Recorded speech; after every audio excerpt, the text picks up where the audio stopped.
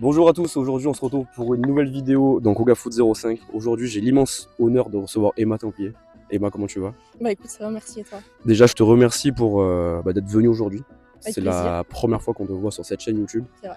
Le concept avait attaqué l'année dernière et donc là aujourd'hui j'ai la première joueuse à venir répondre à mes questions et réaliser des petits défis. Donc on va commencer rapidement. Est-ce que déjà tu peux te présenter pour ceux qui ne te connaissent pas? Bah écoute, je m'appelle Emma Templier, j'ai 23 ans, je suis gardienne et je joue à la Saint-Étienne. Ouais, pour revenir sur ton poste, donc gardienne, est-ce que tu peux te décrire un peu ton style de jeu pour les gens qui ne te connaissent pas? Bah moi je pense que je suis plutôt le style de gardienne qui joue haute sur le terrain. C'est vrai qu'on me pose souvent la question, on me demande mais pourquoi t'es si haute Emma? Je pense notamment à mon grand-père. Et je pense que c'est le football moderne qui veut ça. Le football, il a évolué. Maintenant, je pense que ce soit dans les catégories garçons ou filles, je pense qu'on verra rarement un gardien rester sur sa ligne. C'est vrai. J'aime beaucoup aussi jouer avec mes pieds quand ils veulent coopérer, un jour sur deux. Non, mais voilà un peu mon style de jeu. D'accord. Pour revenir un peu à la base, est-ce que tu peux nous décrire un peu ton parcours et où tu as commencé et comment tu as commencé? Moi, j'ai commencé à la FCV. Pourquoi? Parce que mon père jouait, mon frère jouait. Et quand j'étais petite, je voulais tout faire comme mon frère. Donc là-bas, j'ai passé 8 saisons, il me semble. C'est ça. Après ça, donc j'ai rejoint Gap, 2 ans, 3 ans même, il me semble. À la suite de ça, je suis partie faire mes deux dernières années de formation U19 à l'OL. Après, je suis partie à Grenoble en D2, pareil, 2 ans. J'aime bien les 2 ans, moi, je crois. Ouais, 2 ans par deux, ouais. Après ça, donc, je suis descendue dans le sud, retrouver un petit peu le soleil à Monaco, où j'ai passé une saison en R1. Je suis partie après à Nice. J'aime bien longer la côte. Et là, cette année, donc, j'évolue à Saint-Étienne. Toujours sur la côte. Ouais, sur la côte. Il n'y a pas le même soleil, mais bon, on s'en plaint pas. Ouais. Justement, pour revenir sur ton parcours, donc 8 ans à la FCV. Donc ça, tu l'as dit, tu as commencé là-bas avec ton père qui jouait. Et après, tu rejoins donc le GaFoot 05. Alors pourquoi tu es arrivé au GaFoot 05 tout simplement? J'ai pas eu le choix. D'accord. C'est bien. Non, c'est vrai, j'ai pas eu le choix parce qu'il fallait que je rejoigne une équipe 100% féminine. Après, une Ouais. fois, quand on est en U15, on a plus le choix de jouer avec les garçons. Je voulais pas, honnêtement, je voulais pas. C'est vrai que quand on est jeune et qu'on joue avec les garçons, on veut pas forcément jouer avec des filles. Notamment, une petite anecdote, c'est que j'avais été sélectionnée pour rejoindre l'équipe du district quand je jouais encore avec les garçons. J'avais pas voulu y aller. J'avais peur de jouer avec les filles, donc la première année, j'y étais pas allée. Mais oui, voilà, Gap, j'y suis allée parce que j'avais pas le choix. Mais honnêtement, je regrette pas si c'était à refaire. J'y retourne. Justement, par rapport à ce passage à Gap, est-ce que déjà il y avait beaucoup de filles? Est-ce qu'il y avait un championnat? Qu'est-ce qu'il y avait à l'époque? Quand je suis arrivée à Gap, je jouais en U15 dans un championnat garçon, si je dis pas de bêtises.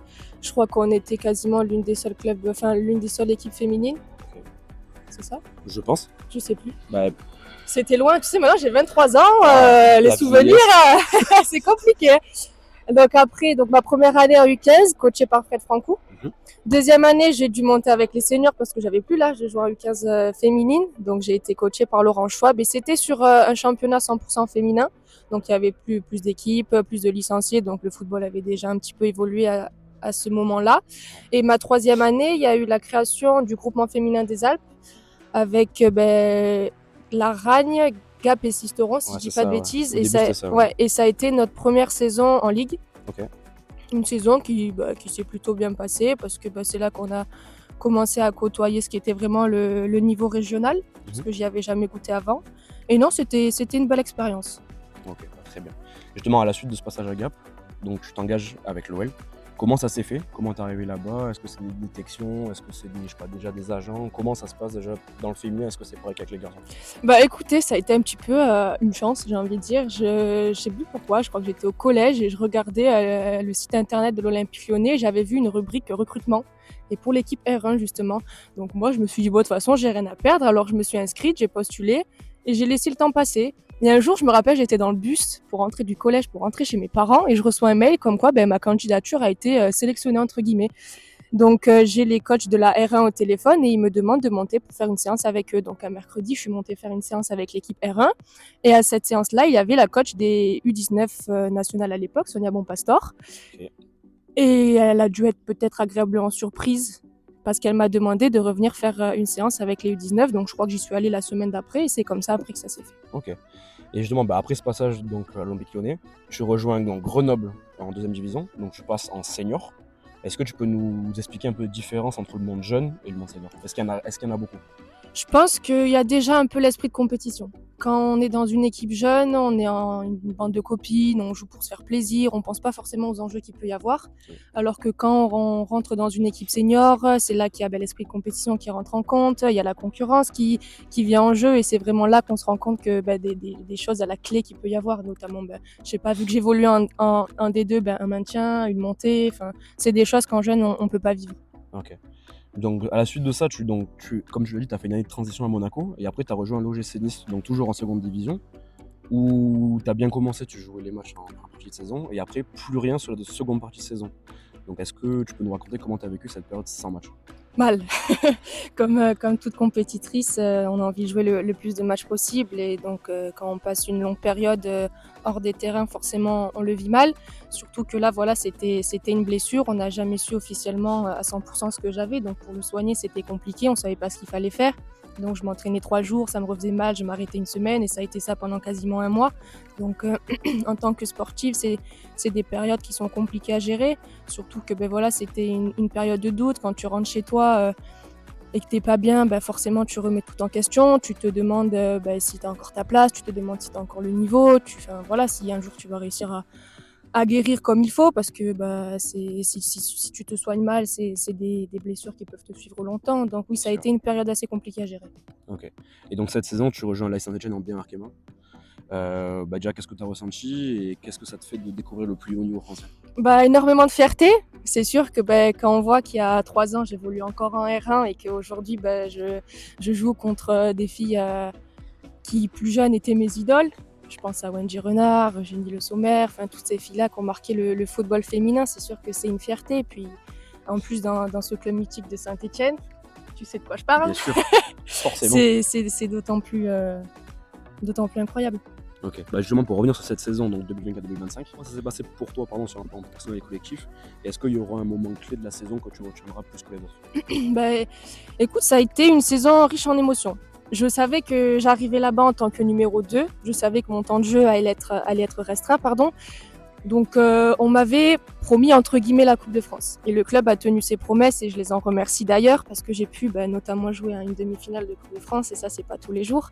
Donc, sur le plan personnel, voilà, j'avais à cœur d'aller le plus loin possible en Coupe de France, c'est ce qui a été fait.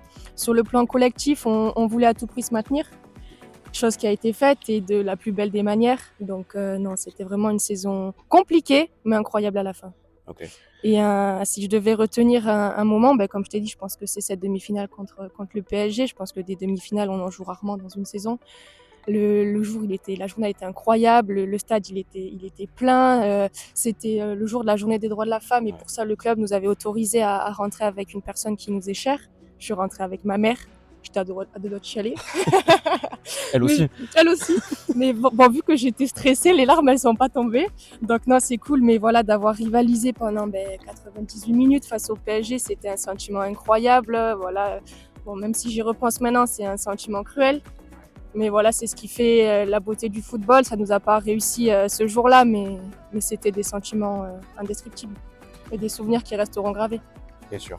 Après, pour revenir justement pour le passage à Saint-Étienne, est-ce que tu pourrais nous décrire, pour les gens qui nous regardent, une semaine type en tant que joueuse de la SSE en D1? Écoutez, on part du principe que nous, généralement, on joue le samedi. Ouais. Donc, on va avoir le dimanche de récup. On va s'entraîner le lundi sur une remise en forme, sur des ateliers un peu techniques. Nous, souvent, on est quasiment la plupart de l'entraînement spécifique gardienne, Ok. sur de la reprise du travail technique. Le mardi, généralement, on double, donc on s'entraîne le matin. On s'entraîne le matin et l'après-midi, on a muscu. Le mercredi, pareil, on s'entraîne chaque matinée, donc le mercredi, pareil, on s'entraîne le matin. Le jeudi, c'est souvent plus spécifique au poste. Les attaquantes, elles ont du travail devant le but, les défenseurs un travail défensif, et du coup, nous, on accompagne les attaquantes devant le but. Donc, c'est pas un jour qui nous est consacré, mais c'est bien de temps en temps d'en faire. Et le vendredi, c'est tout ce qui est mis en place, coup de pied arrêté pour préparer le match du samedi. Ok. Est-ce que tu pourrais aussi décrire les exigences du haut niveau, que ce soit sur le terrain et aussi en dehors, parce que souvent on n'en parle pas assez, mais en dehors du terrain, je pense qu'il y a quand même des choses que le commun des mortels ne se rend peut-être pas compte. Oui, c'est sûr on est contrainte à des choses telles que L'hydratation, je pense que c'est important pour la récupération. Le sommeil aussi, surtout, on pense qu'on peut le négliger, mais le corps a besoin de sommeil. Si on n'arrive pas sur une nuit à 8 heures le lendemain pour être performante, c'est compliqué. Donc l'hydratation, le sommeil et voilà, surtout aussi l'alimentation. Je pense que c'est Ouais. important de ne pas manger n'importe quoi. Après, on est beaucoup surveillé, on a des pesées, des masses grasses, donc le club fait énormément attention et je pense que c'est une bonne chose. Ok. Et pour finir et envisager la saison prochaine, quels sont tes objectifs avec la Saint-Etienne? Bah, mes objectifs perso, c'est sûr qu'en tant que compétitrice, j'ai à cœur de jouer le plus de matchs possible, de garder une certaine régularité, que ce soit pendant les matchs ou même sur les entraînements. Ok. Là, on va passer sur une thématique plus sympathique, ça va être la vie de groupe et le quotidien. Donc, est-ce que tu pourrais nous décrire comment ça se passe, la vie dans un vestiaire? Et si tu avais une anecdote à nous faire partager, donc sans trahir forcément les secrets du vestiaire. Non, bah, cette année, on a eu la chance d'avoir un groupe incroyable. Je pense que c'est ce qui a fait notre force. Que ce soit dans les victoires, comme on a pu vivre en début de saison, comme dans les défaites en seconde partie de saison, on a eu un groupe soudé et c'est ce qui a fait qu'aujourd'hui, on a réussi à se maintenir.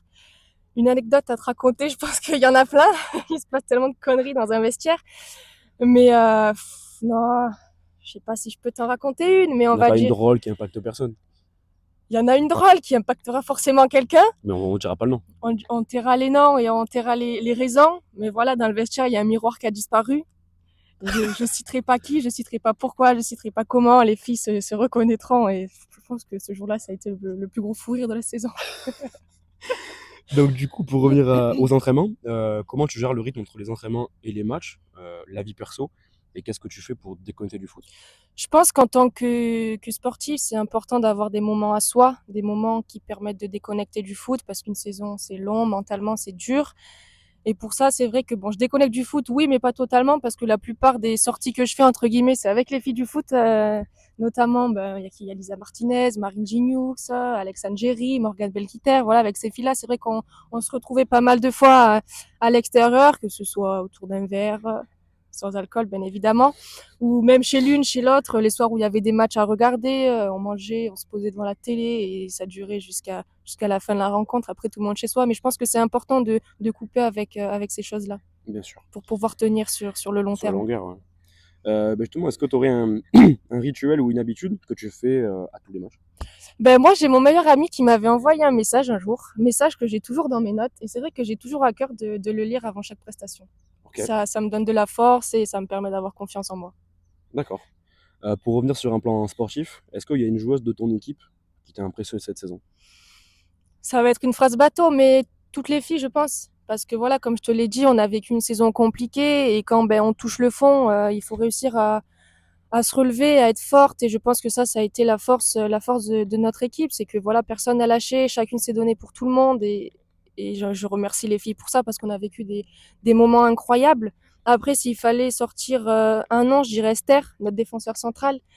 Elle est rassurante, elle est solide. Franchement, derrière, c'est un pilier et elle a fait une saison parfaite pour moi. Ok, on va revenir avec un petit retour aux sources. Donc, si tu pouvais revenir voir la jeune Emma qui démarrait au foot, qu'est-ce que tu lui dirais maintenant avec le recul? Ah, c'est une bonne question, ça. Je pense que je lui dirais de croire en elle. Ok, Que même si elle va vivre des moments compliqués, elle réussira à s'en sortir avec sa détermination. De pas lâcher parce que derrière elle, elle a une famille qui la soutient, des amis qui la soutiennent, même des coéquipières qui l'encouragent. Donc vraiment de pas lâcher, de croire en ses rêves. ok. Et pour conclure, si tu devais décrire ton année en 3 mots, quels seraient ces 3 mots? Ah!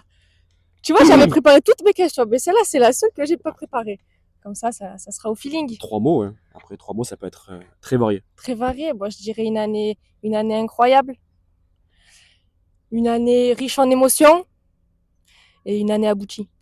Ok, très bien. Donc, pour terminer, quel message aimerais-tu faire passer aux jeunes filles et aux jeunes garçons qui nous regardent et qui jouent au foot à Gap? Ben, je sais pas s'il y a des jeunes filles ou des jeunes garçons qui espèrent un jour devenir footballeurs et footballeuses professionnelles, mais si c'est le cas, je leur souhaite et je leur dirais de se faire confiance, de croire en leurs rêves, je pense que dans une carrière de tomber sur des obstacles, sur des échecs, je pense que c'est inévitable Mhm. et de justement pas s'abattre, de continuer de persévérer, de travailler parce que il y a qu'avec le travail finalement qu'on y arrive et voilà de laisser personne leur dire que c'est pas possible parce que si eux n'y croient pas, ben personne ne le fera à leur place. C'est vrai. Ben, Emma, je te remercie pour l'interview. Merci à toi. En tout cas, pour quelqu'un qui n'aime pas trop ce genre d'exercice, ça a été très bien. Je ne l'ai pas dit, mais si je suis pas venue la dernière, c'est que j'étais trop timide. Donc, ouais, vous savez, 1 an plus tard, on a réussi à faire la vidéo quand même. C'est très important. Et on se retrouve l'année prochaine. Ah, ben le rendez-vous, il est déjà pris. Allez, super. Donc voilà, la partie interview est terminée. Donc vous le verrez dans une prochaine vidéo. On va commencer avec une vidéo avec des défis techniques. Donc si vous voulez la voir, ça sera dans une prochaine Soyez indulgents, hein, je suis gardienne. Merci beaucoup et au revoir à tous. Merci.